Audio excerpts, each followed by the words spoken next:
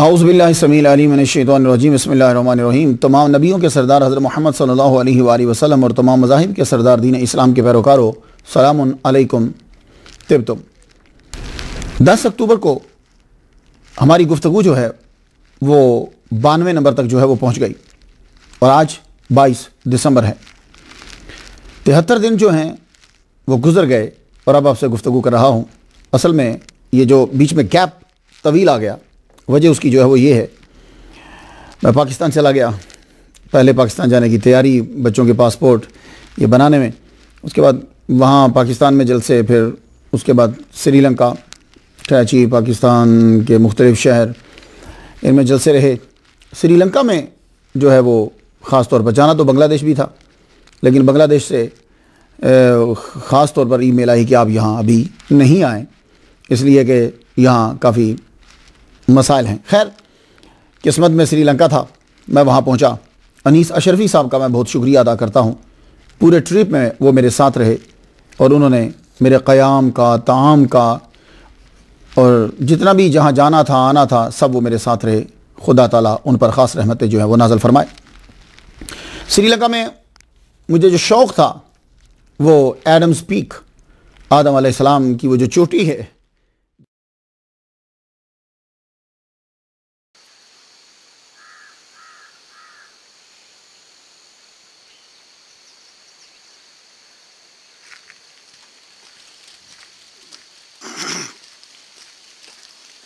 ये रास्ता हज़रत आदम अलैहिस्सलाम का जहाँ कदम है उस तरफ जाता है।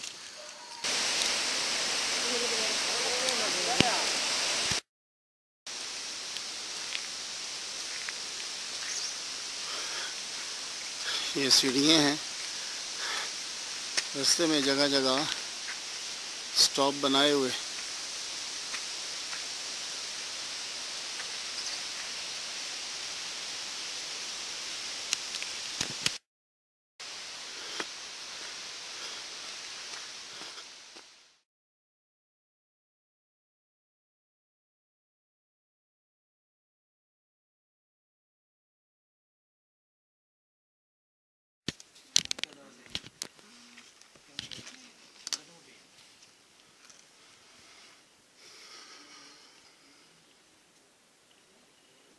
ये हज़रत आदम अलैहिस्सलाम का यहाँ पाँव है और ये तकरीबन 7335 के करीब जो है ये बुलंदी है। मुझे ऐसा लगता है कि जैसे ये सबसे बड़ी जो है ना, ये इससे ऊंची चोटी जो है ना, कोई मुझे तो कुछ नज़र नहीं आ रहा। 5 घंटे के करीब जो है वो मुझे लग गए यहाँ आते हुए। यहाँ जो है बुद्धिस्ट ने भी, ज़्यादातर बुद्धिस्ट का कब्ज़ा है। अभी मेरी उस माँ के साथ जो है ना वो गुफ्तगू हुई, वो पूछ रहा था कि आपके नज़दीक तसव्वुफ़ क्या है, तुम लोग जो है वो, फिर कहने लगा कि तू बता कि मेरा स्टेटस जो है वो क्या है। और ये एक तवील जो है वो गुफ्तगू हुई उसके साथ। ये देखिए, ये जो है ये सीढ़ियाँ जाती हैं ऊपर। हज़रत आदम अलैहिस्सलाम का कहते हैं कि यहाँ पाँव है और वो ऊपर। मैं ऊपर गया हूँ, वैसे तो ये बंद रखा हुआ है।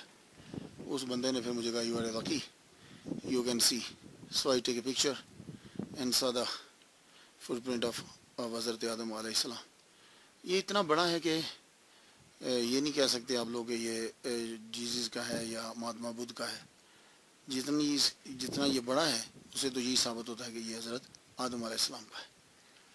लेकिन ये है कि चूँकि उनका कब्ज़ा बुद्धिस्ट का है, इसलिए उन्हीं की सारी चीज़ें आपको यहाँ नज़र आएंगी। ये देख रहे हैं यहाँ तो बादल जो हैं वो जिस्मों को छू के गुजरते हैं। लोग जो हैं वो 1:30 बजे के करीब, रात को 1:30 बजे आते हैं और उसके बाद जो है वो फिर सुबह 6 बजे सूरज को देखने के लिए निकलते हैं। फिर ये है कि वापस चले जाते हैं 6 बजे। लेकिन मेरी जो आरज़ू थी वो ये थी कि मैं यहाँ अज़ान दूँ। सो मैंने अज़ान जो है वो दी है। अल्लाह ताला कबूल फरमाए। मैं तो जहाँ जाता हूँ मेरा यही दिल करता है कि मैं अज़ान दे दूँ। अल्लाहु अकबर अल्लाहु अकबर अल्लाहु अकबर अल्लाहु अकबर अशहदु अल्ला इलाहा इल्लल्लाह अशहदु अल्ला इलाहा इल्लल्लाह अशहदु अन्ना मुहम्मदर रसूलुल्लाह अशहदु अन्ना मुहम्मदर रसूलुल्लाह हय्या अलस सलाह हय्या अलस सलाह हय्या अलल फलाह हय्या अलल फलाह अल्लाहु अकबर ला इलाहा इल्लल्लाह।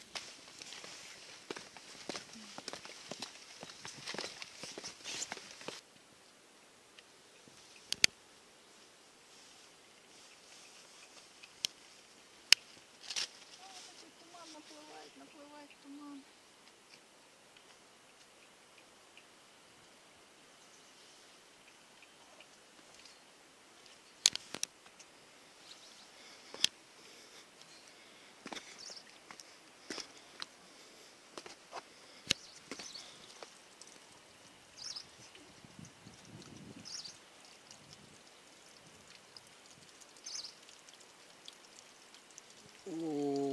वाइट तक पहुँचेंगे, फिर उसके बाद जो है वो 2 घंटे 1 घंटे का फिर आगे रास्ता।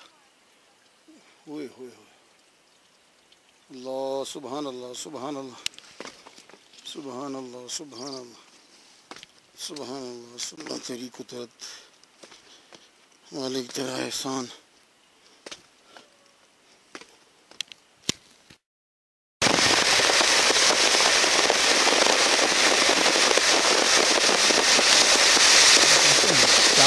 ने अपना पाँव मुबारक रखा था, उसको मुझे देखना था। मैं वहाँ बुलंदी पे गया, 5 घंटे मुझे चढ़ने में लग गए। चढ़ने में 5 घंटे, 8000 से ज़्यादा उसकी स्टेप्स हैं और 7359 फीट की बुलंदी पर है वो। बहुत मुश्किल से पहुँचा, बहुत मुश्किल से पहुँचा। अनीस अशरफी साहब ना होते तो मैं शायद पहुँच ही ना पाता। उनका हौसला था कि मैं साथ जो है वो चलता जाता, टांगें जो हैं वो जवाब दे गई। बुलंदी पे जब पहुँचा तो वहाँ जाकर मेरी आरज़ू थी कि मैं अजान दूंगा, तो मैंने अजान दी, बुलंद आवाज़ से कलिमा पढ़ा। तो आदम अलैहिस्सलाम का जो मंसूब है, कहते हैं पाँव, मैंने उसकी ज़ियारत भी की, उस निशान को देखा भी मैंने। फिर उसके बाद मेरी माँ से कुछ गुफ्तगू हुई। वो मेरे हुलिये को देखकर मुझसे पूछने लगा कि बताओ कि मेरा मकाम कहाँ है, मैं कहाँ पहुँचा हूँ इस वक्त।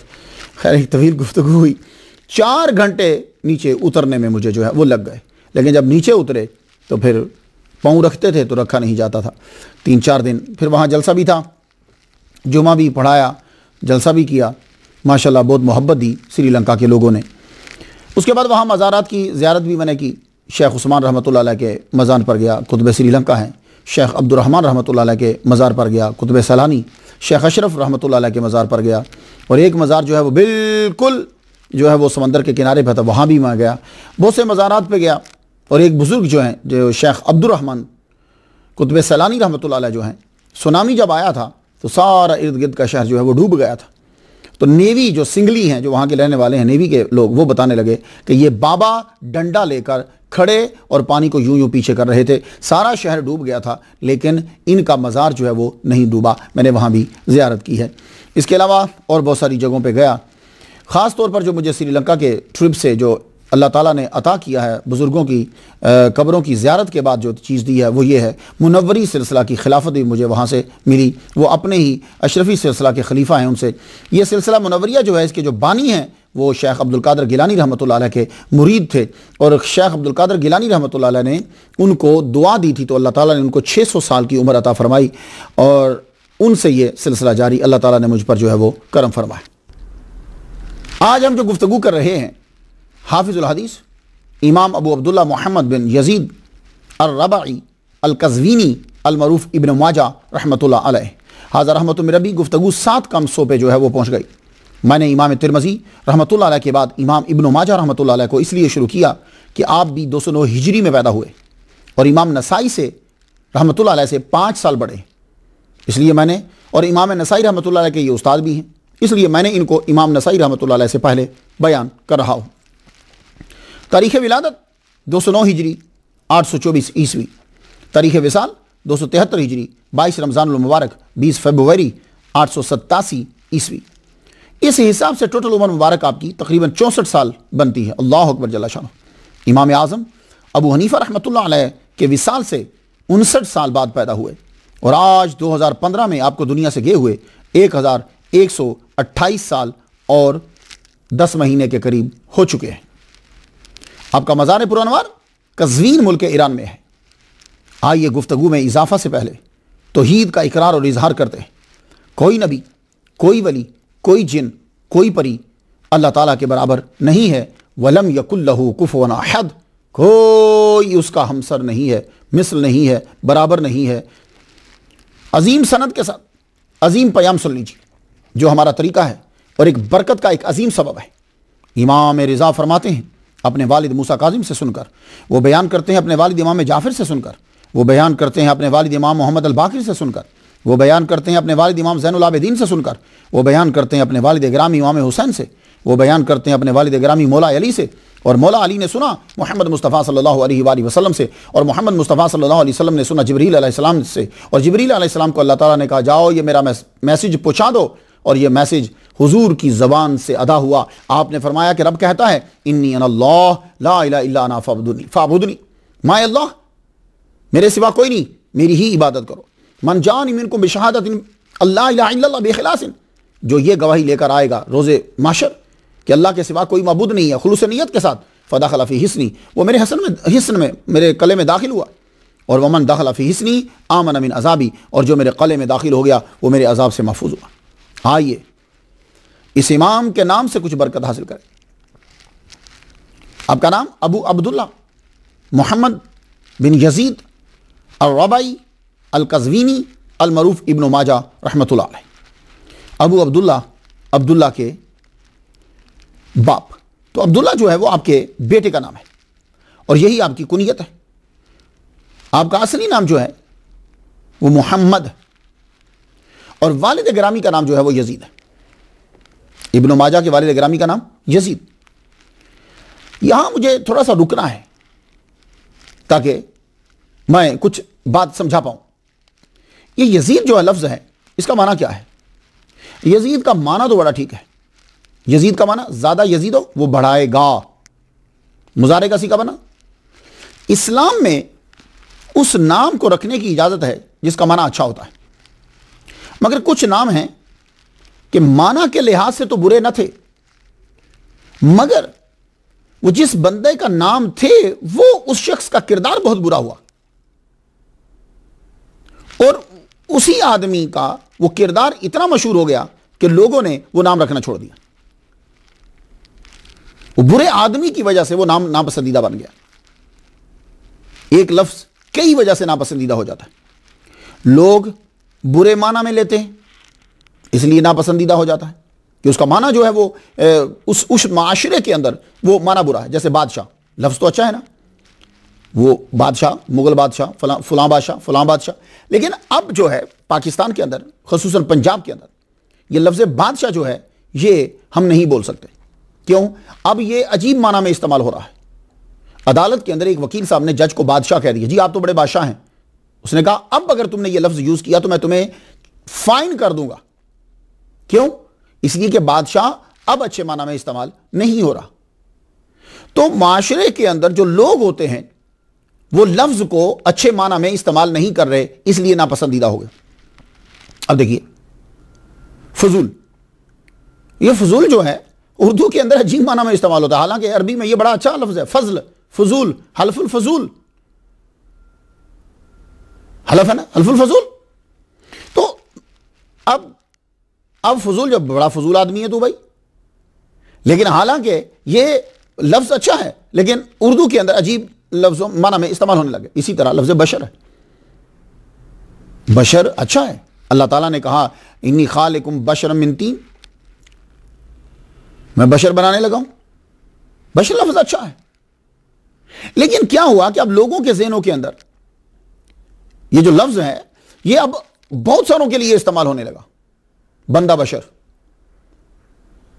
सिखों को, हिंदुओं को, सारों को। इसलिए हम लोग बड़ा एहतियात बरतते हैं कि लफ्ज बशर जो है हम नहीं इस्तेमाल करते हुजूर पाक के लिए। क्यों? अल्लाह का इस्तेमाल करना और माना में है और हमारा इस्तेमाल करना यह और माना में है, तो इसलिए हम लोग यह लफ्ज इस्तेमाल नहीं करते। इसी तरह एक लफ्ज है फिरऔन, नाम सुना ना, फिरऔन। कौन फिरऔन?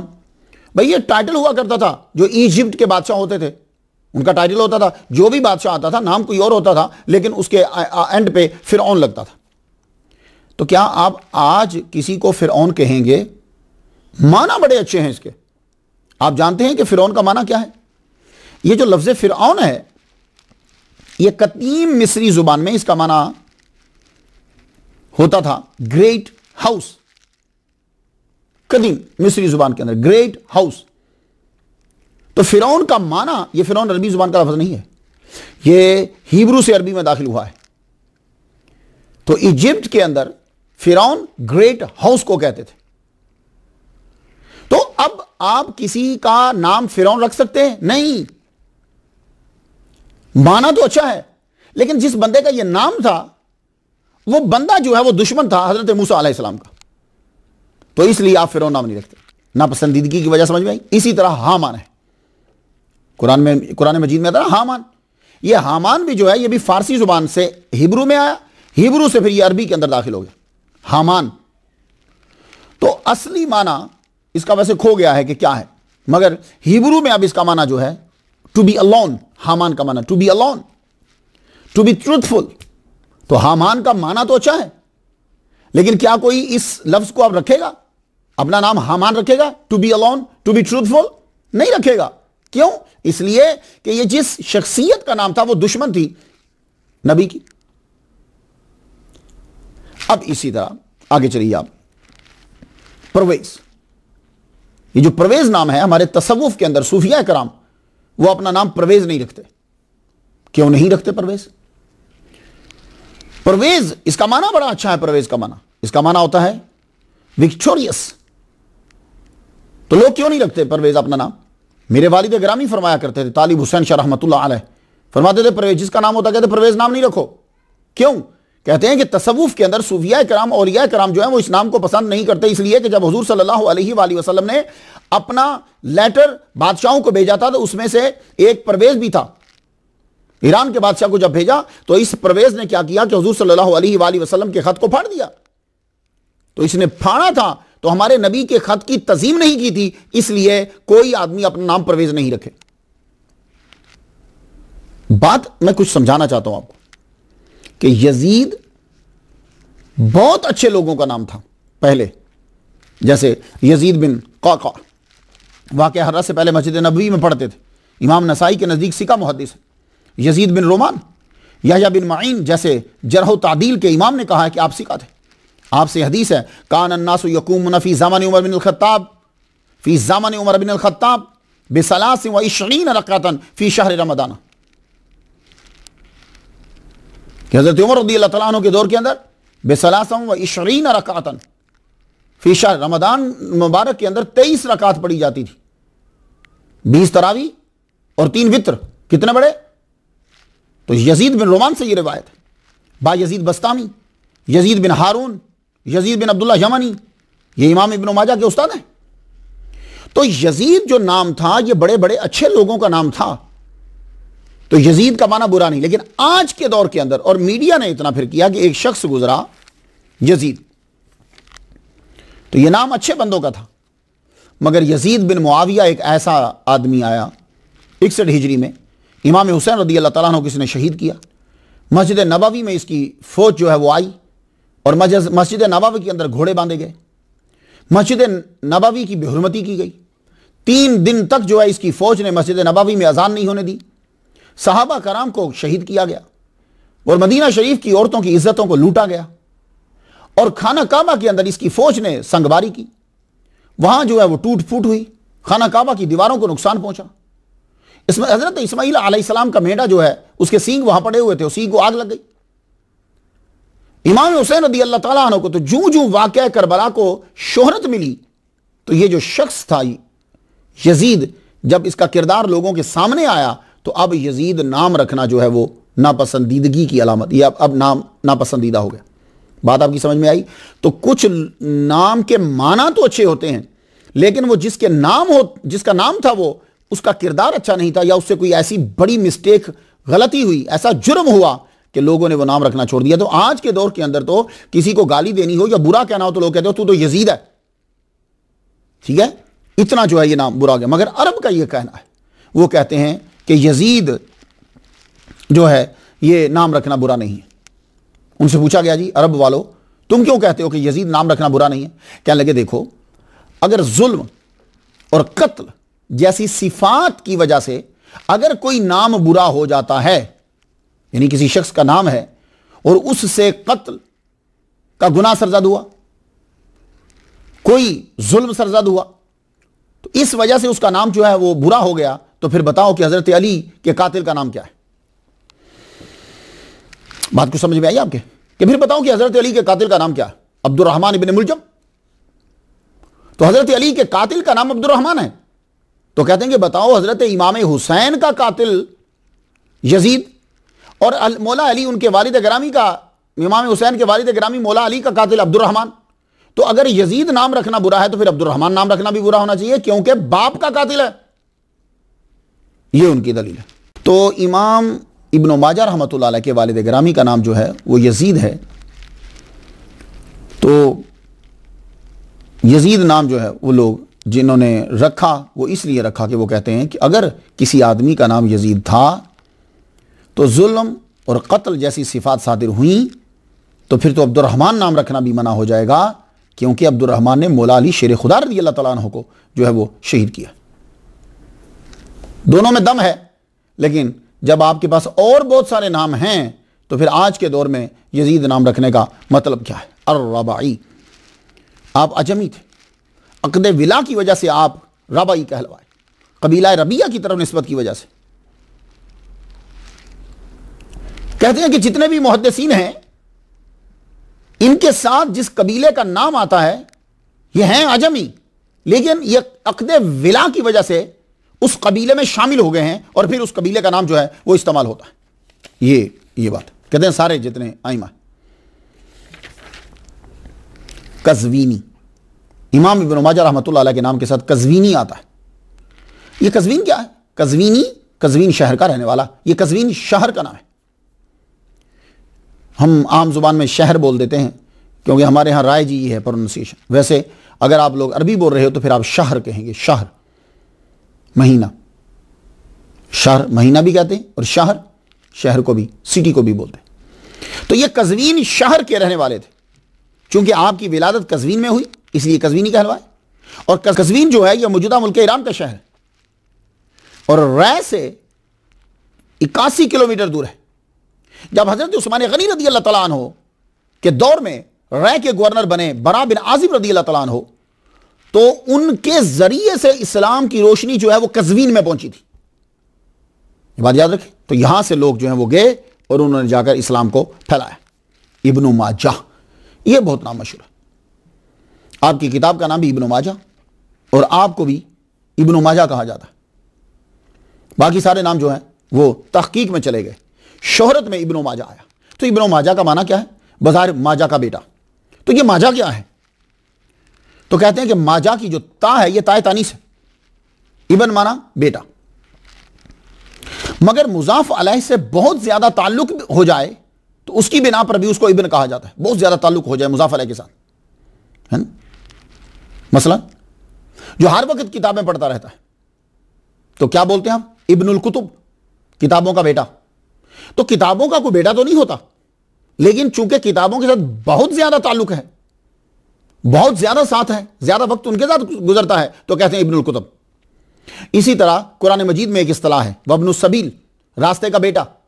तो भाई रास्ते का बेटा तो नहीं होगा, तो उसको वब्नुस सबील क्यों कहा? इसलिए कि वो ज्यादातर सफर में रहता है, सफर के साथ उसका ताल्लुक बहुत ज्यादा है, साल में ज्यादातर वो सफर में है, तो वब्नुस सबील। तो इब्न का एक माना यह होगा कि मुजाफ अलैह के साथ उसका बहुत ज्यादा ताल्लुक है, और इब्न का माना बेटा भी होता है। आपकी कुनियत अबू अब्दुल्ला है, नाम मोहम्मद, मगर दोनों मशहूर ना हुए। मशहूर हुए तो इब्न माजा। आपकी शोराए आफाक किताब का नाम भी सुनन इब्न माजा है। इमाम नवावी ने तहज़ीबुल अस्मा वल लुगात में लिखा है कि माजा आपके वालिद का लक़ब था। यह इमाम नवावी कहते हैं। अत-तदवीन फी अखबार कज़वीन में काफ़ी अक़वाल हैं कि माजा क्यों कहा जाता है। मसलन शेख अबू याला खलीली, मुहद्दिस राफ़ई, अबुल हसन कत्तान, ये आपके शागिर्द हैं। इन सब ने लिखा है कि माजा आपके वालिद का निकनेम है। तो गोया कि कज़वीन की जो तारीख लिखी गई है और आपके शागिर्दों ने जो कहा है वो ये कहा है कि माजा आपके वालिद का निकनेम है। तो बात समझ में आ गई, ठीक है, क्योंकि हम जो कज़वीन में जो करीब रहते हैं उनकी बात में ज्यादा दम और पावर होगा, जो आपके शागिर्द हैं उनकी आवाज में ज्यादा दम और पावर है। माजा ये अरबी लफ्ज नहीं है, कहा जाता है कि माहीचा का मुअर्रब है, वल्लाहु आलम, माहीचा से माजा बन गया है, अल्लाह बेहतर जानता है। शाह अब्दुल अजीज फरमाते हैं कि माजा आपके पिदर लक़बे पिदरे अबू अब्दुल्लाह न लक़बे जद्दे न नाम मादरे। तो माजा जो है यह अबू अब्दुल्ला के वालिद का लक़ब है, ना तो ये उनके जद का है और ना उनकी वालिदा का है। ये शाह अब्दुल अजीज रहमतुल्लाह अलैह ने वाज़े कर दिया। आपने 209 हिजरी और शहर कज़वीन से ज़िंदगी का सफ़र शुरू किया। आपने 209 हिजरी और शहर कज़वीन से ज़िंदगी का सफ़र शुरू किया। आपके इब्तदाई हालात फरिश्तों और अल्लाह के रिकॉर्ड में तो हैं, बंदों के रिकॉर्ड में नहीं है कि इब्तदाई हालात क्या है। आज के दौर में भी मुहद्दिसीन पर गुफ्तगू करने वाले इमाम बुखारी पे 3 दिन गुफ्तगू करते हैं और बाकी आइमा पे कम, और इमाम नसाई और इमाम इब्न माजा के दिन मेरा ख्याल उनकी यूनिवर्सिटी में शायद छुट्टी हो जाती है। इमाम बुखारी पे 4-4, 5-5, 6-6 दिन गुफ्तगू होगी। इमाम मुस्लिम पे 45 मिनट गुफ्तगू होगी। बाकी आइमा पर भी थोड़ी थोड़ी गुफ्तगू होगी। लेकिन जब इमाम नसाई की बारी आती है और जब इमाम इब्न माजा रहमतुल्लाह अलैह की बारी आती है तो फिर यूनिवर्सिटी में या तो छुट्टी होती है या फिर उस दिन पीरियड बहुत शॉर्ट हो जाता है। इन दोनों पे गुफ्तगू नहीं होती। और इंशाल्लाह इमाम इब्न माजा रहमतुल्लाह अलैह के बाद हम इमाम नसाई रहमतुल्लाह अलैह पे गुफ्तगू कर रहे हैं। सुनिएगा कैसा अजीम है कि जिसको अली की मोहब्बत में शहादत नसीब हो गई। इमाम इब्न माजा आपकी शोहरत 5वीं सदी हिजरी के बाद ज्यादा हुई और पहले वही जानते थे जो आपको जानते थे। बस 5वीं सदी के बाद आपकी शोहरत, जब लोगों ने आपकी किताब को पढ़ा उसके बाद आपकी शोहरत होने लगी। इमाम इब्न माजा अब्बासी दौरे हुकूमत में पैदा हुआ और यह दौर इल्मी रेवोल्यूशन का दौर है। इस दौर में इल्म के काफी शोबों में तरक्की हुई। आप पैदा हुए तो मामून खलीफा था, यह 218 हिजरी में फोत हुआ। उस वक्त इमाम इब्न माजा की उम्र 9 साल थी। आपने 9 अब्बासी खुलफा के दौरे हुकूमत जो है वो देखा, 9 20 साल का अरसा आपने कज़वीन में गुजारा।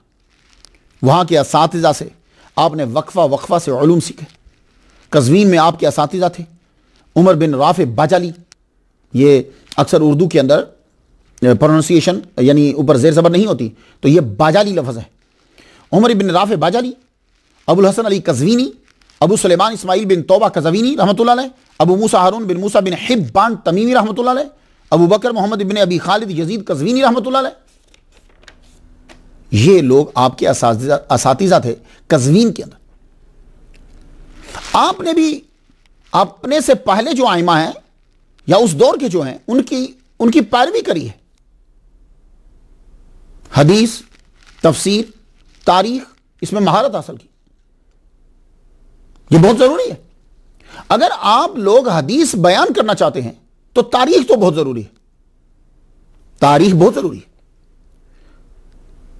और अस्मा और रिजाल बहुत जरूरी है, जरह तादील बहुत जरूरी है इसे जानना। तो आपने भी हदीस का इल्म सीखने के लिए तारीख है, तफसीर है, इसमें महारत इतामा हासिल की। हदीस में महारत आपने देखनी हो तो जाए सुनन इब्ने माजा पढ़ लीजिए। तफसीर में महारत देखनी हो तो उनकी किताब तफसीर पढ़ लीजिए। तारीख में देखनी हो तो तारीख पढ़ लीजिए। इस किताब के मुतालिक जो आपने तारीख अपने किताब लिखी है, इस किताब के मुतालिक तो मशहूर मुअर्रिख इब्ने खल्लेकान ने जो है वो ये कहा कि नाइस हिस्ट्री, तारीखुन मलीहुन, मलीख बहुत अच्छी तारीख है, बहुत अच्छी हिस्ट्री है। तो कज़वीन में इल्म हासिल करने के बाद जो वहां था वो मुकम्मल करने के बाद अब आप बाहर निकले।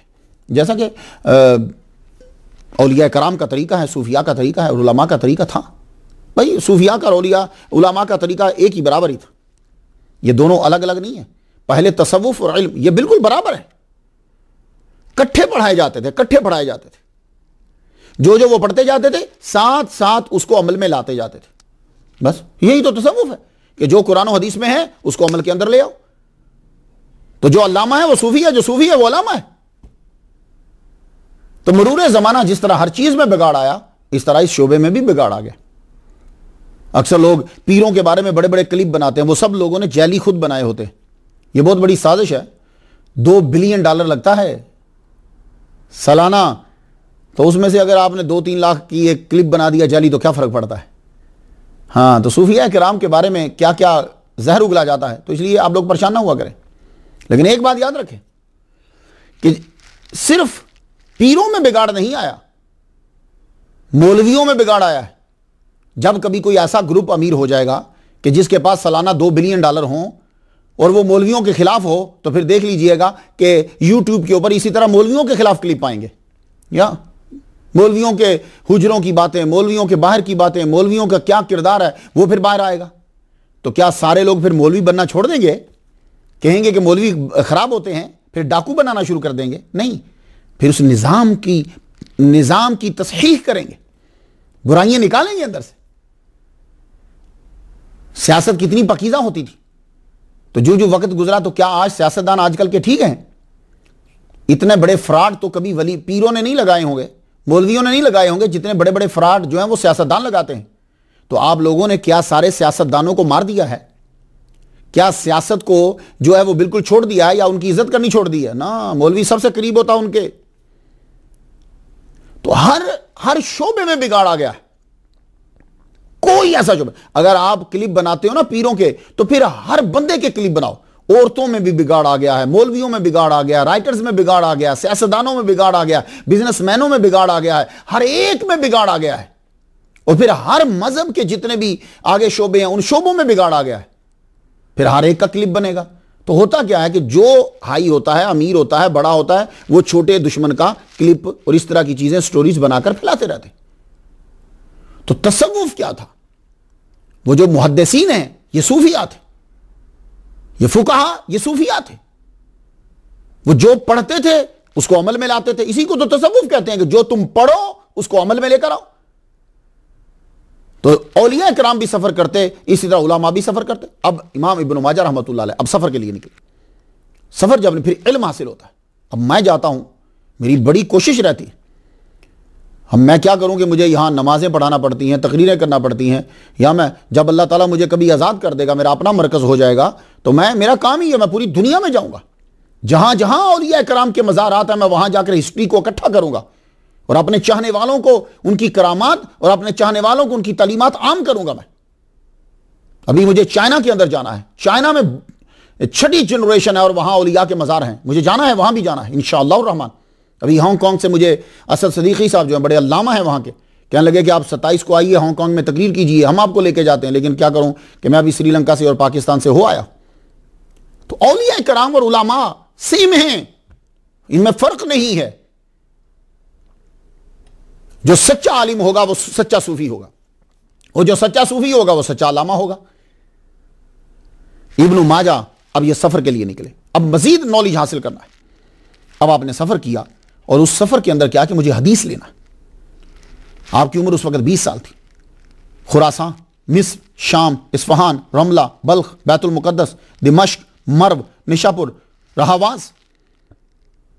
अब मुहद्दिसीन की हालात जिंदगी पढ़ लीजिए। यह बात आपको जरूर मिलती है कि उन्होंने सफर किया। इसी तरह औलिया को पढ़ लीजिए, सूफिया को पढ़ लीजिए, सफर किया।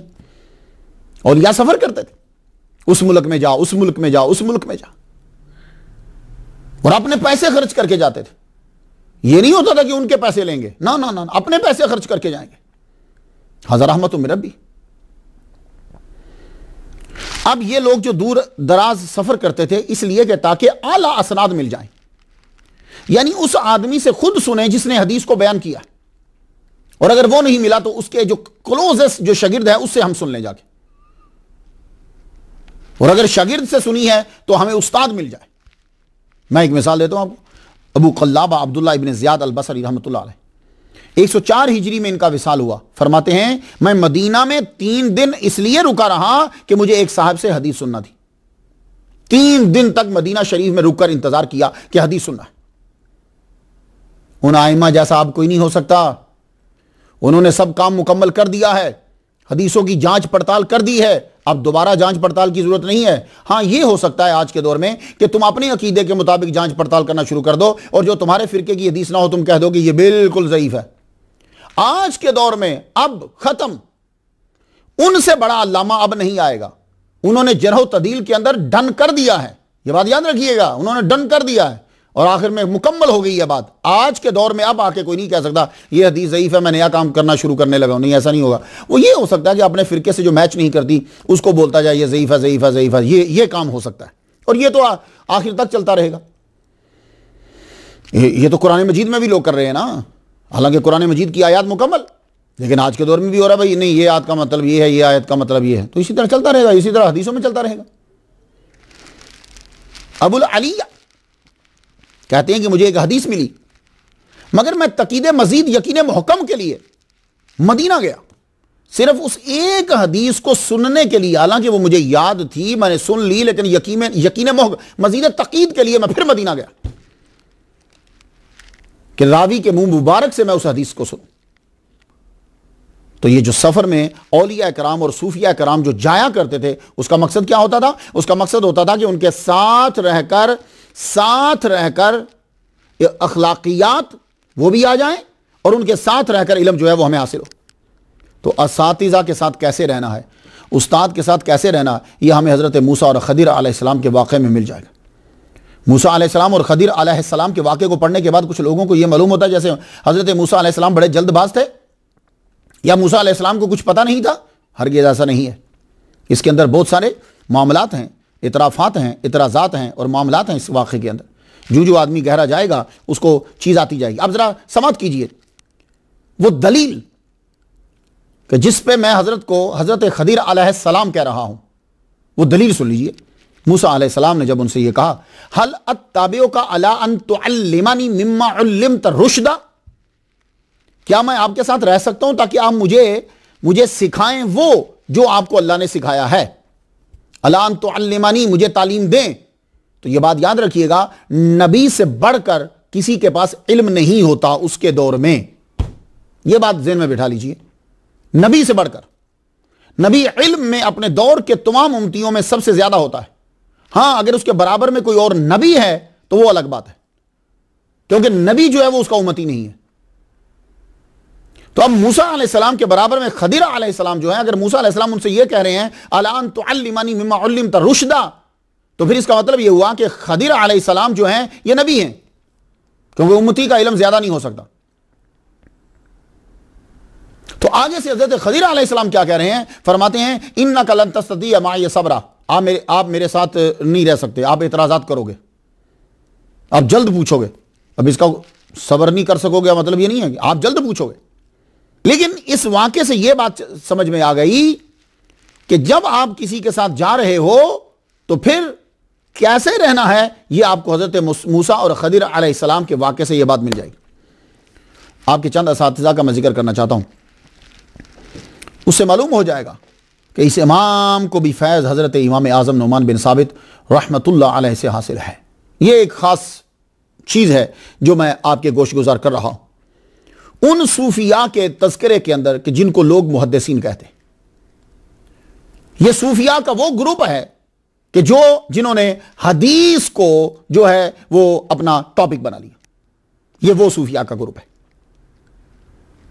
और इन्होंने अपना तज़किया कमाल का कर दिया। यह मैं आपको बताना चाहूंगा।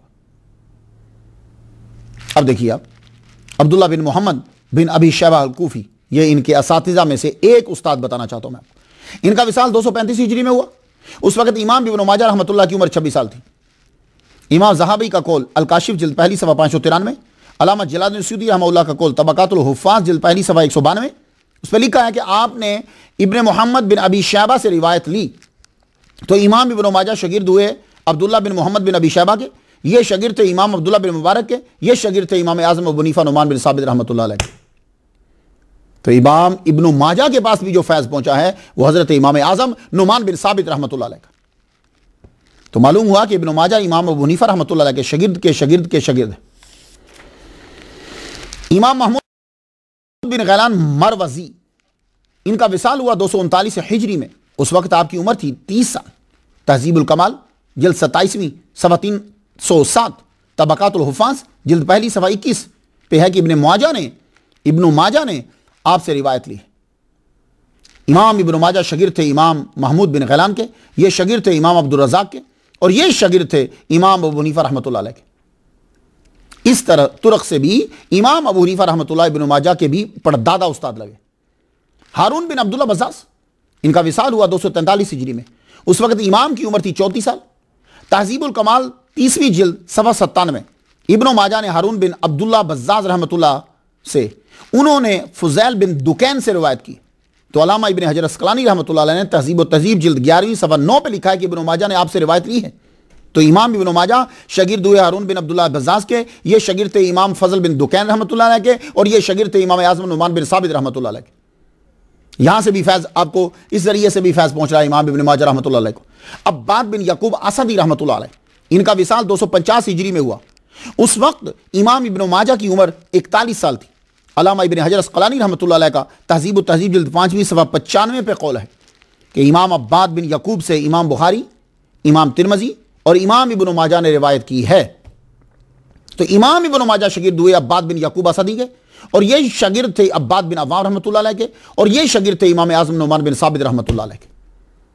देख रहे हैं आप कि आज के दौर के अंदर आकर इमाम आज़म को एक हदीस नहीं आती थी। तो आप देख रहे हैं कि मैंने जितने आइमा बयान किए हैं वो सारे आइमा, इमाम मुहद्दिसीन जो इमाम हैं, वो किसी ना किसी तरह हजरत इमाम आज़म नुमान बिन साबित रहमतुल्लाह अलैह के शगिर्द बन रहे हैं। और आज अगर कोई दावा कर दे जी उनको हदीस नहीं आ, 17 हदीसें आती थी, ताका खौफ करना चाहिए यार। इतने बड़े बुजुर्गों के ऊपर आकर आदमी एतराज़ कर देता है सिर्फ इस वजह से कि उसको तनख्वाह मिल रही। याकूब बिन इब्राहिम रहमतुल्लाह अलैह, इनका विसाल हुआ 252 हिजरी में। उस वक्त इमाम इब्न माजा रहमतुल्लाह की उम्र 43 साल थी। अल्लामा इब्न हजर अस्क़लानी रहमतुल्लाह अलैह फरमाते हैं कि इमाम याकूब बिन इब्राहिम ने यजीद बिन हारून से रिवायत की है, और इनसे इब्न माजा ने रिवायत की है। इमाम इब्न माजा शगिर्द हुए इमाम याकूब बिन इब्राहिम रहमतुल्लाह अलैह के, और ये शगिर्द थे इमाम यजीद बिन हारून रहमतुल्लाह अलैह के, और ये शगिर्द थे इमाम आज़म नुमान बिन साबित रहमतुल्लाह अलैह। इमाम मोहम्मद बिन मुसन्ना रहमतुल्लाह अलैह, इनका विसाल हुआ 252 हिजरी में। उस वक्त इमाम इब्न माजा रहमतुल्लाह की उम्र थी 43 साल। तबक़ातुल हुफ़ाज़ जिल्द पहली सफ़ा 226 पे है कि अल्लामा जलालुद्दीन सूती रहमतुल्लाह का कौल है कि इमाम इब्न माजा ने इनसे रिवायत ली है।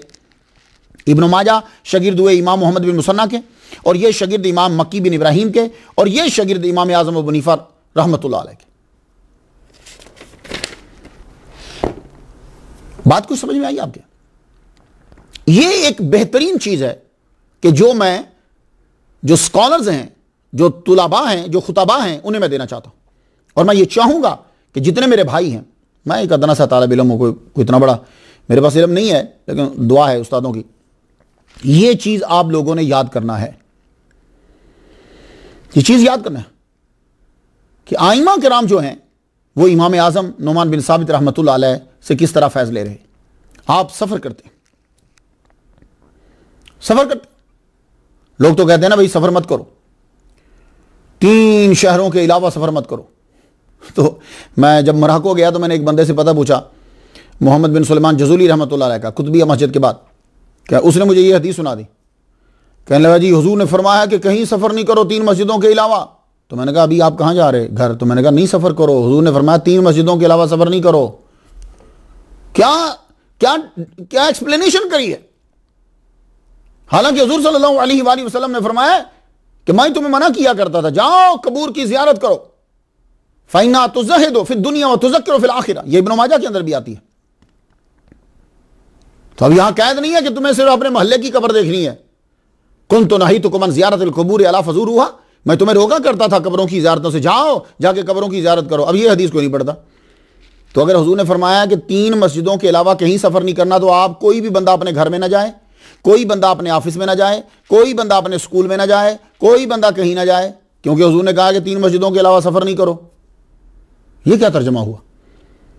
ये इस हदीस को सिर्फ कब्र पे फिट करना है, मज़ार पे फिट करना है, तो फिर तो हर जगह फिट होगी ना ये हदीस। क्योंकि सिर्फ कब्र का इस्तिस्ना अगर आप कर रहे हो तो बाकी कहां से निकाल दिए? सारे इसके अंदर आएंगे, क्योंकि इल्ला के बाद तो 3 मस्जिदें हैं। अब ये देखिए कि आइमा आप सफर कर रहे हैं बरकत के लिए, और बरकत की एक शक्ल इल्म है, रहमत के लिए, और रहमत की एक शक्ल इल्म है, फैज के लिए, और फैज का एक मंबा सूफी और वली कामिल। आप रै में गए तो रै माजी में बड़ा होता था, तेहरान छोटा होता था, छोटा सा गांव था, और अब तेहरान बड़ा हो गया है, रै छोटा हो गया है। यहां आपने मोहम्मद बिन हुमैद से इल्म सीखा, रहमतुल्लाह अलैह से इल्म हदीस सीखा। आप नेशापुर गए, वहां आपने मोहम्मद बिन याहया ज़ोहरी रहमतुल्लाह अलैह से इल्म हदीस सीखा। फिर आप मर्व गए, उस वक्त खुरासान का मशहूर शहर था और आजकल तुर्कमेनिस्तान में है ये। यहां आपने इमाम इसहाक इब्न मंसूर अल कौसज रहमतुल्लाह अलैह से पढ़ा, और ये इमाम इसहाक बिन राहवै और इमाम अहमद के शागिर्द हैं, इनसे इल्म हासिल किया। कूफा में के इमाम इब्न माजा कूफा में गए, कूफा तो मरकज था, इसको मरकज बनाया मौला अली शेर खुदा रदी अल्लाह तआला अन्हु ने, अब्दुल्लाह इब्न मसूद रदी अल्लाह तआला अन्हु का फैज़।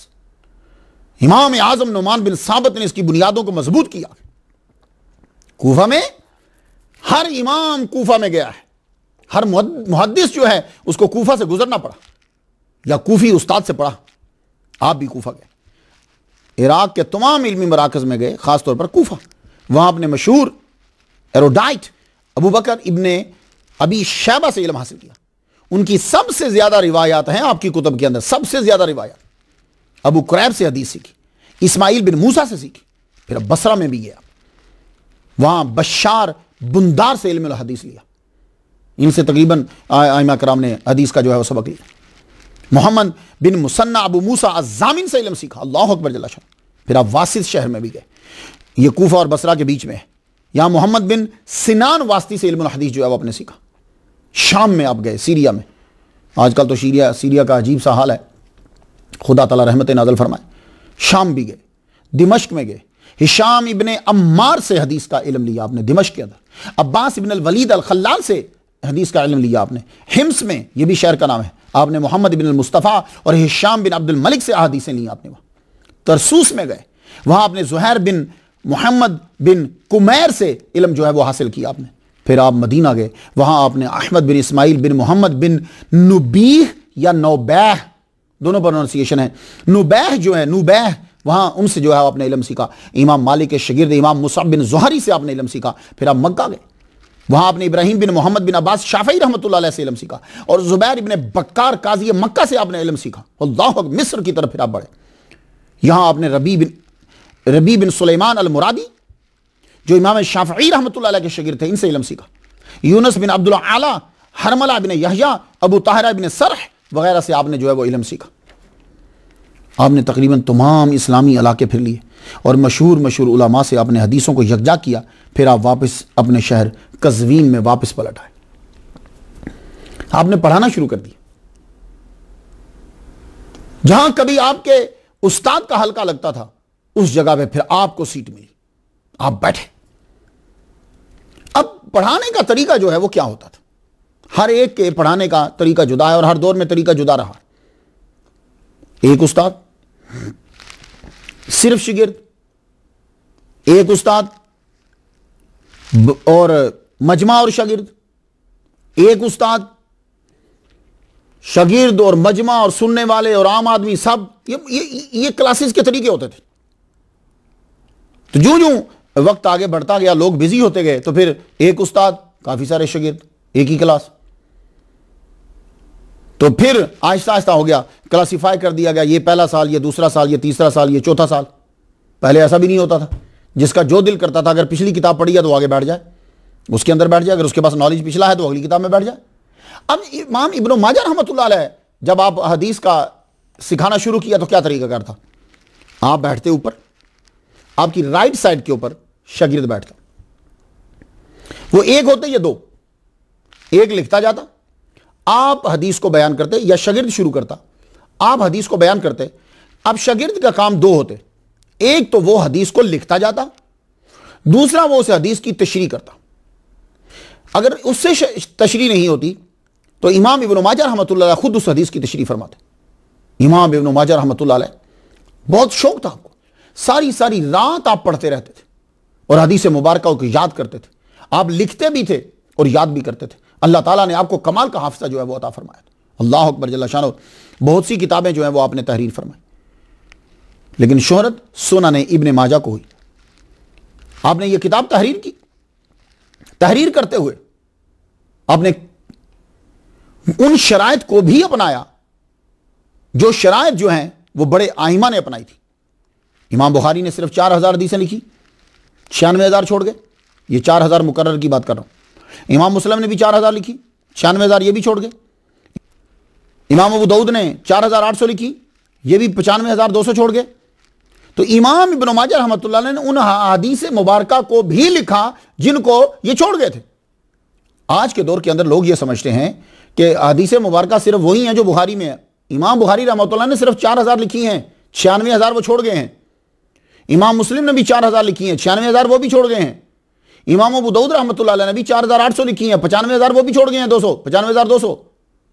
तो वो बाकी 96,000 किधर हैं? वो तो तलाश कर रहे हैं ना लोग, वो कहां हैं?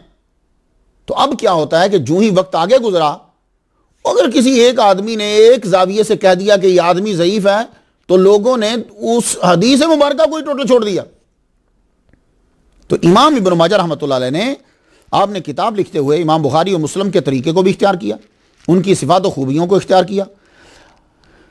और कहा ये चाहता है कि ये अक्सर किताब के अंदर लिख दिया जाता है, या आपने मुकर्रर हदीस नहीं बयान की। ऐसा नहीं है, मुकर्रर हदीसें आ जाती हैं। इमाम इब्न माजा ने भी बयान की है मुकर्रर हदीस, एक हदीस को बार बार जिक्र किया है। वो किस तरह? एक मिसाल देता हूँ आपको। वो जो अगर आप किताब पढ़ें इब्न माजा में, अत-तस्बीह लिर्रिजाल व तस्फीक लिन्निसा, 3 मरतबा बयान की आपने ये हदीस। तो ये कह सकते हैं आके कि इमाम इब्न माजा जब हदीस लिखने लगे तो आपने मुकर्रर को जरा कम किया है, तकरार को जरा कम कर दिया है, ऐसा आप कह सकते हैं। एक चीज है जो इमाम इब्न माजा रहमतुल्लाह अलैह किताब लिखते हुए बड़ा बयान करते हैं, जो एक खास चीज होती है, वो क्या है? आप बताते हैं कि ये रावी किस शहर से ताल्लुक रखता है। मैं एक मिसाल दे दूं। आप एक हदीस बयान करते हैं, वो कुल्लु मुस्किरिन हराम, हर नशावर चीज जो है, every intoxicant is a forbidden. लेकिन इंपॉर्टेंट चीज क्या है, खासा आपका क्या है, वो ये है कि आप साथ फरमा देते हैं दिस इज हदीस नरेटेड बाय इजिप्शियंस। ये हदीस जो है ये इजिप्शियन ने बयान की है, उसके इसके नरेटर जो हैं वो मिस्र के हैं। ये चीज है। इस किताब के अंदर कितनी हदीसें मुबारका हैं? अदारा ज़ियाउल मुसन्निफीन भेरा शरीफ के छापे हुए नुस्खे के मुताबिक 4,331 हदीसें। मोहम्मद फवाद अल बाकी के एडिशन में 4,341 लिखी हुई। आपने ये किताब लिखने के बाद, जब आपने ये किताब लिख ली तो उसके बाद आपने ये किताब दिखाई, अबू ज़ुरआ राज़ी रहमतुल्लाह अलैह को दिखाई। उन्होंने पढ़ने के बाद फरमाया ये किताब लोगों के हाथ लग गई तो दूसरों से बेनियाज कर देगी। यानी इसके अंदर इतना कुछ लिख दिया गया है कि अब ज्यादा जरूरत नहीं रहेगी उस आदमी को। अल्लाह अकबर जल्ल शान। इसका एक पुराना नुस्खा मिला मिस्र में, उस पर लिखा हुआ है कि सुननिल मुस्तफ़ा। तो सुनन इब्न माजा का नाम सुननिल मुस्तफ़ा भी है, मगर आपकी किताब का नाम सुननिल इब्न माजा ही है, क्योंकि कदीम तरीन नुस्खा मिला है जो 601 हिजरी का है, उस पर यही नाम तहरीर है। तो आपकी किताब का खासा यह है कि जिन मज़ामीन को हदीस के जरिए तफसील से दूसरी किताबों में बयान किया गया है, आपने मुख्तसरन बयान कर दिया, जामे मगर मुख्तसर। 1,339 अहादीस इब्न माजा की वो हैं जिसमें वो यकता है, बाकियों ने बयान नहीं की। अब आप ये नहीं कहेंगे कि ये नई चीज़ ले आए, नहीं। वो जो 96,000 इमाम बुखारी ने छोड़ दी हैं, 96,000 जो इमाम मुस्लिम ने छोड़ दी हैं, 95,200 इमाम अबू दाऊद ने छोड़ दी हैं, ये उन्हीं हदीसों में से ला रहे हैं। तो 1,339 में यकता, 488 सहीह जिसको इमाम बुखारी इमाम मुस्लिम कहते हैं, 199 हसन है, 613 ज़ईफ हैं और 99 ज़रा वीक हैं, बहुत वीक हैं, और 302 वो हैं जो बुखारी और मुस्लिम, तिरमिज़ी, नसाई, अबू दाऊद ने बयान की। इस हिसाब से कुल हदीस तो 4,341 ही बनती है। इब्न माजा पे बहुत रिसर्च हुई। ये वाहिद किताब है जिसके ऊपर रिसर्च बड़ी हो रही है। क्यों? किस चीज पर रिसर्च हो रही है? कि यानी इब्न माजा की हदीस मुबारका और इब्न माजा को साबित कर दिया जाए लोगों की नजरों के सामने कि जनाब इसके अंदर तो और इसके रावी ये ध्यान ही नहीं देते थे हदीस का, सारी की सारी ज़ईफ हैं। इस पे काम हो रहा है। क्यों? इसलिए कि इब्न माजा रहमतुल्लाह अलैह ने उन हदीस को तलाश किया जिन हदीसों को इमाम बुखारी ने छोड़ दिया जो 96,000 बनती हैं, इमाम मुस्लिम ने छोड़ दिया जो 96,000 बनती हैं। आपने उन हदीसों को भी लिया, उनमें से भी तलाश करी। तो आजकल इस पे बड़ी रिसर्च हो रही है। तो अगर तहकीक का यही हिस्सा है तो फिर इमाम बुखारी और इमाम मुस्लिम और बाकियों की असनाद पे भी इतनी ही तहकीक होनी चाहिए, क्योंकि उनके अंदर भी शामिल लोग तो है ना भाई, उनके अंदर भी ज़ईफ हैं, फिर उस पर भी तहकीक होनी चाहिए। तो आज के दौर में यह तहकीक है कि किसी तरह उन तमाम हदीस को ज़ईफ, कमज़ोर तरीन करार दे दिया जाए जो सूफिया की तायद करती है, और इमाम आज़म की फ़िक्र की तईद करती। और एक आदमी ने हदीस की सनद में गुफ्तगू की और उसी की 10 ने तारीफ की, तो लोगों ने वो 10 की तारीफ को छोड़ दिया, वो एक जिसने उनके बारे में लफ्ज़ बोला था उसको मीडिया के ज़रिए से उछाल दिया ताकि लोगों को मालूम हो कि ये हदीस सही नहीं है। आइए इस अजीम किताब से कुछ मोती मैं आपकी नज़र करना चाहता हूँ। सूफिया कराम अहदीस पर ही अमल करते हैं। तो जिस तरह दुनिया के दूसरे शोबों के अंदर लोगों ने अखलाकियात को, लोगों ने असूलियात को छोड़ दिया, इसी तरह यह भी शोबा है, लोग छोड़ते जा रहे हैं, लेकिन बुरे लोगों की वजह से उस शोबे को झूठा करार दे देना, यह असूल फिर आपको अपने घर बच्चों पे भी लागू करना पड़ेगा। अगर किसी का बच्चा खराब निकलता है तो फिर शादियां हराम करार देना चाहिए। अगर कोई मौलवी खराब निकलता है तो फिर मौलवियों के मदरसे जो हैं वो सारे बंद कर देने चाहिए। अगर कोई सियासतदान खराब निकलता है तो फिर सियासतदान सारे बंद कर देने चाहिए। फिर सारी जगहों पे लागू कीजिए ना, सिर्फ पीरों फकीरों के ऊपर ही क्यों, इसी के ऊपर क्यों? अगर कोई स्टूडेंट खराब निकलता है तो सारे तुलबा बंद कर देने चाहिए। अगर किसी टीचर की कोई खराबी वाज़ेह होती है तो सारे टीचर बंद कर देने चाहिए, टीचरों की बेइज्जती शुरू कर देनी चाहिए। अगर कोई राइटर खराब निकलता है तो सारे राइटर बंद कर देने चाहिए, राइटरों की बेइज्जती शुरू कर देनी चाहिए। फिर ये असूल सब पे लगे, सिर्फ पीरों फकीरों के क्लिप क्यों? क्या सिर्फ पीरों फकीरों के अंदर ही बुरे लोग हैं, बाकी किसी शोबे में नहीं है? शोबा सिर्फ अगर पाक और साफ दुनिया में है तो वो असली सूफिया का शोबा है कि जिनके यहां कुरान और हदीस उनके अमल में होती है, इसके अलावा कोई शोबा पाक और साफ नहीं है। ये बात याद रखिएगा। अब वो सूफी किसी शोबे में चला जाए। आइए अब हदीस मुबारक कुछ मोती में आपकी नजर करता हूं ताकि आप इन्हें याद रखिए। 1023 नंबर हदीस मुबारक इब्न माजा से हजरत अबू हुरैरा रज़ियल्लाहु अन्हु से रिवायत, हुज़ूर सल्लल्लाहु अलैहि वसल्लम ने फरमाया, अत-तस्बीहु लिर्रिजाल व तस्फीकु लिन्निसा। अत-तस्बीह सुबहान अल्लाह कहना मर्द के लिए है, तस्फीक ये तस्फीक है ये औरत के लिए। यह हदीस क्या है? यानी जब नमाज कोई आदमी पढ़ा रहा हो, पीछे मुक्तदी जो हैं वो खड़े हैं, उनमें मर्द भी हैं और औरतें भी हैं, इमाम साहब भूल गए हैं, तो फिर गलती बतलाने के लिए मर्द क्या कहेगा? सुबहान अल्लाह। उसे पता चल जाएगा कि इमाम गलती कर रहा है, इमाम को समझ आए। और औरत पीछे से सुबहान अल्लाह नहीं कहेगी, वो यूं करेगी। क्यों? कि मजमे में औरत सुबहान अल्लाह नहीं कह सकती। तो इब्न माजा की इस हदीस ने बहुत सारे मसाइल को वाज़ेह कर दिया। तो अगर नमाज के अंदर जहां हर आदमी पाकीज़ा खड़ा है, मस्जिद के अंदर खड़ा है, जब औरत वहां सुबहान अल्लाह नहीं कह सकती, तो फिर मुझे इतना बता दीजिए कि वो औरत नात किस तरह पढ़ सकती है मर्दों के अंदर, और मर्द उसकी नात किस तरह सुन रहे हैं, और मर्द जो है वो औरत की तकरीर किस तरह सुन रहे हैं? यह मेरी समझ में आज तक नहीं आ सका। मिलाद मनाना तो हराम है उनके नजदीक, औरत की तकरीर सुनना कैसे जायज हुआ? औरत की नाते सुनना कैसे जायज हो गया? तो औरत मस्जिद में सुबहान अल्लाह बुलंद आवाज से नहीं कह सकती। जब इमाम भूलेगा तो तस्वीक जो है वो करेगी। एक हदीस याद रहेगी आपको, 1170 नंबर हदीस मुबारक, दुआ किस तरह मांगना है। यह हदीस याद कीजिए। लोग हदीस हदीस हदीस कहते हैं, यह भी एक, ये जो है ना, जो आपको बहुत से लोग नजर आते हैं ना कि हम हदीस पर अमल करते हैं, आप हमें हदीस दिखाओ, ये एक बहाना है, ये एक बहुत बड़ा आला है आपको खराब करने के लिए। हदीस पर आप ही अमल कर रहे हो, आपको पता ही कोई नहीं। और जो आपको बार बार हदीस मांग रहा है वो सारी हदीसें छोड़ रहा है, ये भी आपको पता नहीं है। अब देखिए दुआ किस तरह मांगने। अक्सर लोग अब दुआ मांगना छोड़ते जा रहे। अब हदीस पर अमल कौन करते थे? सूफिया। अब जरा सुनिए, इब्न माजा की हदीस नंबर 1170, यह हदीस इब्न अब्बास से रिवायत है। इज़ा दाऊत अल्लाह फदू बेबातिन कफ़ैका, जब दुआ मांगो तो दुआ यूं मांगो, बेबातिन, ये बातिन है, पाम इनसाइड द हैंड, बेबातिन कफ़ैका वला तदू बिज़ुहूरिहिमा, यूं दुआ नहीं मांगनी। फ़इज़ा फ़रग़ता, और जब दुआ मांग चुके तो फ़मसह बिहिमा वजहका, फ़मसह वजह बिहिमा वजहका, यूं अपने मुंह के ऊपर हाथ को फेर लो। तो कौन करता इस तरह? सूफिया। तो हदीस पर अमल किसका हुआ? सूफिया का। तो यह तरीकाकार है। क्यों? जब आप यूं दुआ मांग रहे हो, ऊपर से रहमत आपके हाथ पे बरस रही है, तो ये बरकतें हाथों में आ गई। अब यूं हाथ अपने मुंह के ऊपर मल लीजिए। बात आपकी समझ में आ गई है? अल्लाह अकबर जल्ल शाह। 1445 नंबर हदीस मुबारक इब्न माजा से,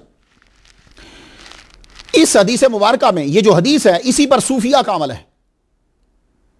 जो कह रहा है कि मैं हदीस पर अमल करता हूं, उसका अमल नहीं है, वो इसके उलट कर रहा है। हदीस क्या है? कब्बल रसूलुल्लाह उस्मान इब्न मज़ऊन व हुवा मय्यतुन, हुजूर सल्लल्लाहु अलैहि वसल्लम ने उस्मान बिन मज़ऊन रज़ियल्लाहु तआला अन्हु को चूमा जब वो दुनिया से चले गए। जब वो दुनिया से चले गए, उनका जिस्म पड़ा हुआ था, तो आपने उनको चूमा। तो पता यह चला कि चूमना शिर्क नहीं है। अगर शिर्क होता तो हुजूर सल्लल्लाहु अलैहि वसल्लम उस्मान बिन मज़ऊन रज़ियल्लाहु तआला अन्हु को ना चूमते, और वो भी उस वक्त जब वो दुनिया से चले गए, यानी सिर्फ उनका जिस्म पड़ा हुआ है।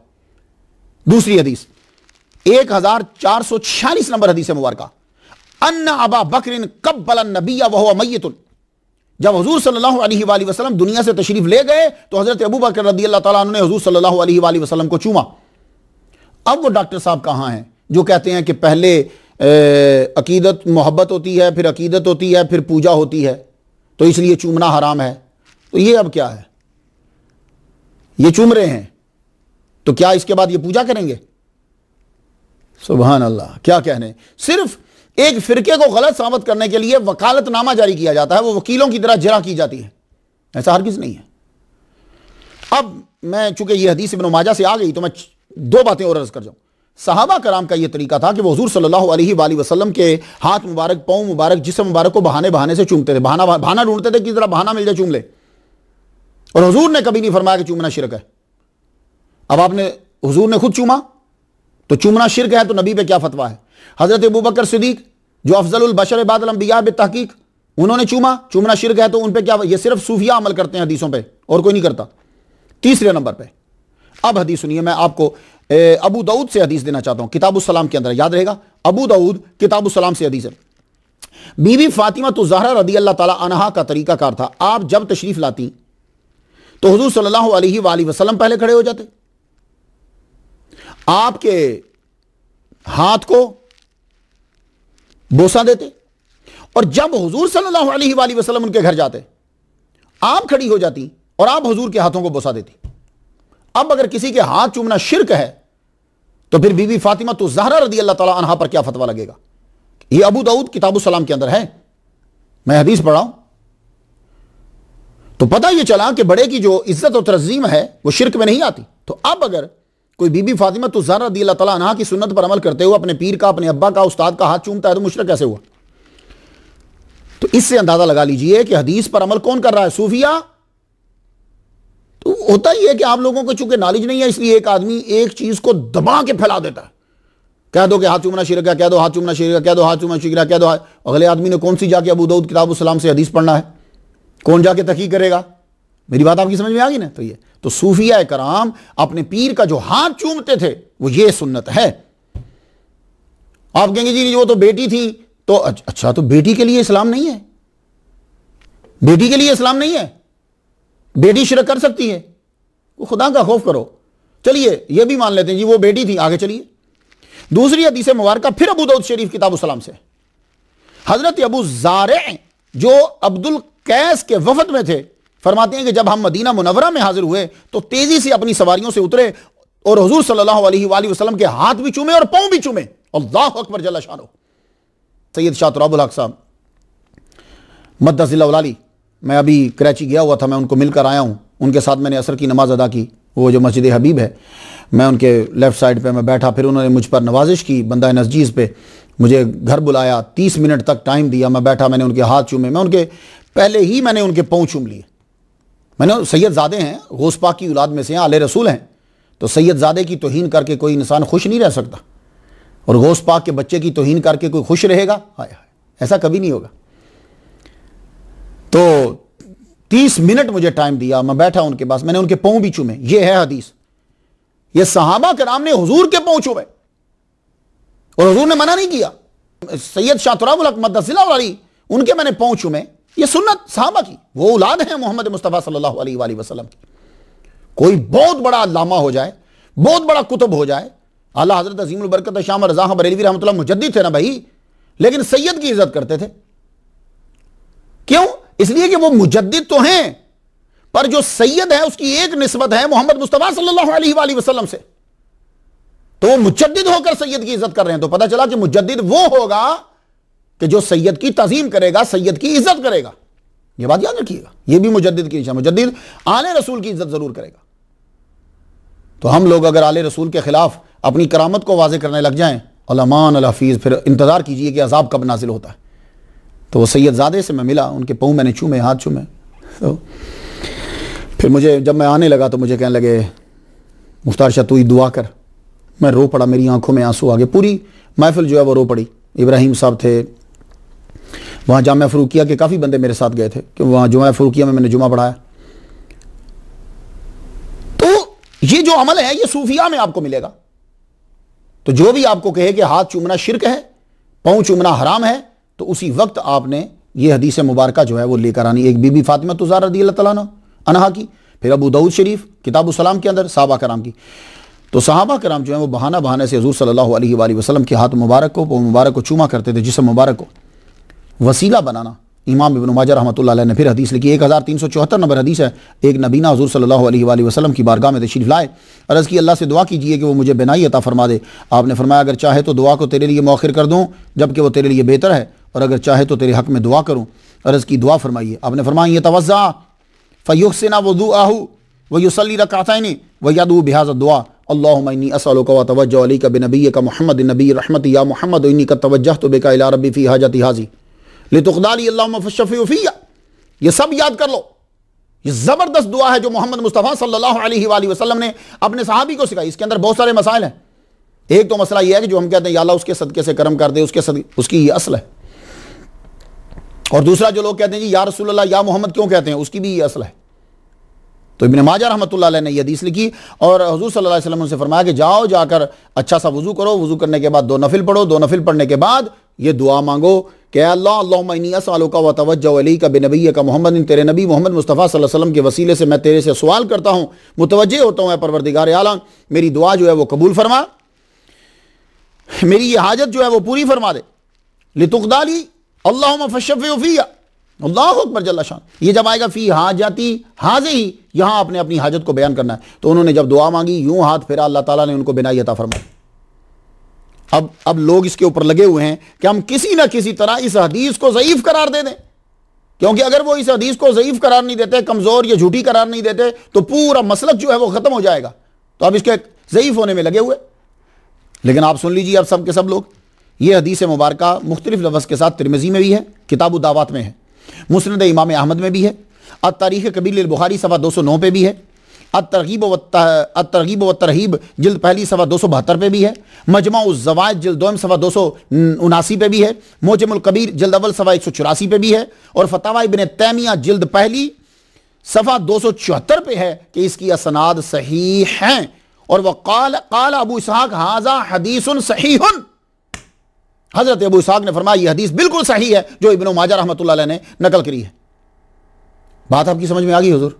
तो हदीसों पर अमल जो करते हैं वो सूफिया कराम करते हैं। हदीस नंबर 1377, इमाम इब्न माजा रहमतुल्लाह अलैह ने इस हदीस को बयान किया, और यह हदीस पर अमल जो है वो सिर्फ सूफिया कराम का है। जो हदीस का दावा कर रहा है वो इस हदीस पर अमल ही नहीं कर रहा। अब हदीस मुबारका सुन लीजिए, इज़ा कानत लैलतुन निस्फ़ मिन शाबाना फ़क़ूमु लैलहा वसूमु नहारहा फ़इन्नल्लाह यंज़िलु फ़ीहा लिग़ुरूबि शम्स इला समाइ दुनिया फ़यक़ूलु अला मिन मुस्तग़फ़िर ली फ़अग़फ़िर लहू अला मुस्तरज़िक़ुन फ़अरज़ुक़हू अला मुब्तलन फ़वाफ़ियहू इल्ला कज़ा हत्ता यतलुअल फ़ज्र। हुज़ूर सल्लल्लाहु अलैहि वसल्लम का फरमाने अलीशान कि जब निसफ शबान हो, निसफ शबान की रात है, तो फ़क़ूमु लैलहा वसूमु नहारहा, उसकी रात को क़याम करो, उसके दिन को रोज़ा रखो। अल्लाह ताला की रहमत पहले आसमान पे आ जाती है और आवाज़ देती रहती है कोई गुनाहों की माफ़ी मांगने वाला, मैं गुनाह माफ़ कर दूँ, है कोई रिज़्क़ मांगने वाला, मैं रिज़्क़ दे दूँ, है कोई बीमार शिफा मांगने वाला, मैं उसको आफियत दे दूँ, वो मुसीबत में, बला में, किसी बीमारी में मुब्तला हो। और ये आवाज़ आती रहती है हत्ता यतलुअल फ़ज्र, यहां तक कि सुबह सादक तुलू हो जाए। अब इस हदीस के ऊपर अमल किसका है? सूफिया का, औलिया का अमल रहा। वो जरूर जो है वो जागा करते थे। 1853 नंबर हदीस मुबारका। ये हदीस जो है वो आज के दौर में बहुत जरूरी है सबके लिए। मुगीरा बिन शोबा अरादा अन यतज़व्वजा इमरातन फ़क़ाल लहु नबिय्यु इज़हब फंज़ुर अय्मा फ़इन्नहु अजदरु अन युदम फ़अला। जब मुगीरा बिन शोबा शादी करने लगे तो हुज़ूर सल्लल्लाहु अलैहि वसल्लम ने फरमाया कि जाओ जाकर उसे देख लो पहले कि तुम किससे शादी कर रहे हो। इसका फायदा यह होगा कि बाहम मोहब्बत के दवाम का बायस बनेगी ये चीज। बात याद रखिएगा। तो पहले से, लेकिन ये मुलाकात जो है वो इस तरह नहीं होगी कि आप सैलमे में मिलें, फिल्म देखने आओ जी चलते हैं, आप मिलते ही रहें, आओ जी स्कूल जा रहे हैं और रास्ते में आप नहीं, ऐसी नहीं। वो ये है कि जैसे इंडिया के अंदर फैमिलीज में, अच्छी फैमिलीज में होता है, तामिल के अंदर होता है, वो क्या है, वो आते हैं, वो देखते हैं, या वो चाय के बहाने आ जाते हैं तो वो फिर देख लीजिए। ये इसकी इजाजत है माँ बाप की मौजूदगी के अंदर, कि जहां कोई शैतान जो है वो अपना हरबा इस्तेमाल ना कर सके। ये है, ये बात याद रखिएगा। और एक बात मैं और बताता जाऊं आपको, मैंने ये इब्न माजा में, मैं आप सब लोगों को बतलाना ये चाहता हूं, हमारे यहां कुछ चीजें ऐसी हैं कि जिनको लोगों ने बिला वजह इस्लाम के अंदर डाल दिया। उसमें ये मैं किताबुन निकाह से एक हदीस देना चाहता हूं अपने लोगों को और सामाइन को। अक्सर ये कहा जाता है जी कि लड़की की जबरन जो है वो शादी कर दो, माँ बाप ने कर दी तो लड़की को कोई हक हासिल नहीं है। ना ना ना, ऐसा इस्लाम के अंदर नहीं, हर किस नहीं। हजरत अय्यूब हजरत इकरमा से, वो हजरत इब्न अब्बास से रिवायत करते हैं कि एक बाकिरा औरत नबी करीम सल्लल्लाहु अलैहि वसल्लम की खिदमत में हाजिर हुई। उसने यह जिक्र किया कि इसके बाप ने उसकी शादी कर दी जबकि वो नापसंद करती थी। नबी सल्लल्लाहु अलैहि वसल्लम ने इसे इख्तियार दिया। कोई बात समझ में आई है? हदीस नंबर 1129 इब्न माजा, अपनी सुनन इब्न माजा में हदीस लिखी। अब जो हर बात पे हदीस का मुतालबा करता है वो सच्चा है तो इस हदीस पर अमल करेगा, और अगर वो इस हदीस पर अमल नहीं कर रहा जो बिल्कुल सही है, बुखारी और मुस्लिम की शराइत के मुताबिक है, अगर वो इस पर अमल नहीं कर रहा तो समझ जाओ कि वो आपको सिर्फ धोखा देने के लिए वो आपके सामने हदीस का दावा कर रहा है। अब हदीस सुन लीजिए सब। और इस हदीस के ऊपर अगर किसी को मैंने पक्का देखा है तो वो औलिया को और सूफिया को देखा है। उन्होंने कभी मौक़िदा गैर मौक़िदा में फर्क ही नहीं किया, बस हुजूर की सुन्नत है, अदा करना है। सुनिए हदीस मुबारक, मन साबर अला सिनत अशरत रकातन मिन सुन्नत बुनिया लहु बैतुन फिल जन्नत। जिसने 12 रकात सुनन के ऊपर मदावमत कर ली, वो बुनिया लहु बैतुन फिल जन्नत, उसके लिए जन्नत में घर बना दिया गया। अरबा कबला ज़ोहरे, ज़ोहर से पहले 4 रकातें, जोहर की नमाज से पहले, वरकातैन बाद ज़हरे, जोहर के बाद 2 रकातें, वरकातैन बाद मगरिब, मगरिब के बाद 2 रकातें, वरकातैन बाद इशा, इशा के बाद 2 रकातें, वरकातैन कबल फजर, और फजर से पहले 2 रकातें। सिर्फ सूफिया औलिया की जमात है जो आला दर्जे की, सनद तो आला है, ज़ईफ भी अगर कोई मिल जाता है बयान उनको, तो वो ये कि मेरे नबी ने किया है, वो उस पर अमल जरूर करेंगे। मोइनुद्दीन अजमेरी चिश्ती रहमतुल्लाह अलैह, आपने कभी असर की सुनन को नहीं छोड़ा, कभी। मौलवी तो दूसरी सुनन को भी छोड़ता जा रहा है, सर पे टोपी नहीं रखते जी, सुन्नती तो है, और हदीस लिखी हुई है। देखा आपने कि हदीसें भरी बड़ी हैं, उस पर अमल नहीं करना। और एक चीज आप कर रहे हो तो कहेंगे जी इसकी हदीस क्या है। तो भाई जिसकी हदीस थी उस पर सब पर अमल कर लिया। वो जो लोग हदीसों पर अमल करते थे और जिनका भी दावा है कि हम हदीसों पर अमल करते हैं, दुआ मांगनी छोड़ गई, सुनन छोड़ दी, सर पे पगड़ी टोपी रखना छोड़ दी, चीजें सारी छोड़ते चले जा रहे। अल्लाह। तो सूफिया कराम एक ऐसी जमात है कि जो हुजूर सल्लल्लाहु अलैहि वसल्लम के फरामीन पर अमल करते हैं, छोटी सी छोटी सुन्नत पर भी अमल करेंगे जो हदीस में बयान है। हदीस का मुतालबा करने वालों ने तो फर्ज नमाजों की अव्वल व आखिर सुन्नतों को छोड़ दिया, सूफिया है। और जो सूफिया के मुरीद होते थे, अब जिस तरह हर शोबे में बिगाड़ आया, इस शोबे में भी बिगाड़ आ गया। बताइए आप, ख्वाजा कुतुबुद्दीन बख्तियार काकी रहमतुल्लाह का मुरीद वक्त का बादशाह है, तो क्या उसकी सुन्नतें छूटी थी? वह वक्त का बादशाह होकर भी असर की सुनन का पाबंद है। कोई मुल्ला दिखा दीजिए। तो ये औलिया कराम का असर होता था कि उनके पास आ जाने वाले, जिनको तुम ज़ईफ कहकर, कमजोर कहकर, न जाने क्या क्या कह के छोड़ देते हो, बल्कि सही छोड़ देते हो, वो लोग सूफिया कराम उस पर भी अमल करते हैं। अल्लाहु अकबर जल्ल शानहू। तो हदीस पर अमल करने वाले औलिया है। इस किताब की अहमियत को मुस्लिम उम्मा ने जाना पहचाना तो 5वीं सदी के बाद हदीस की बुनियादी किताबों में शामिल कर ली गई। ये किताब, इसे याद किया गया, पढ़ाया गया, पढ़ा जाने लगा। बहुत सी शुरू लिखी गई। इमाम ज़हाबी ने सुनन इब्न माजा के वो रावी जिनमें इमाम इब्न माजा तन्हा हैं, उस पर किताब लिखी। अल मुजर्रद फी रिजाल इब्न माजा, मिसबाह ज़ुजाजा फी ज़वाइद इब्न माजा, शेख बुसीरी रहमतुल्लाह अलैह।